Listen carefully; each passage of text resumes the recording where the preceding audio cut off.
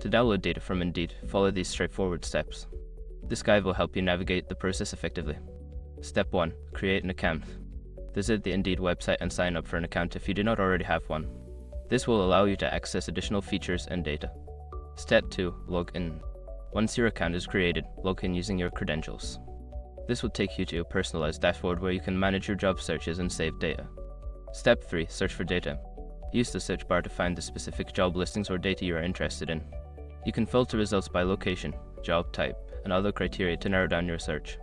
Step 4. Export data. After finding the relevant job listings, look for an option to export or download the data. This may be available as a button or link on the page, allowing you to save the information in a preferred format such as CSV or Excel.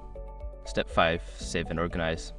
Once the data is downloaded, save it to your device and organize it in a way that makes it easy to access and analyze later. Consider creating folders for different categories or time periods. By following these steps, you can efficiently download and manage data from Indeed. Happy job hunting!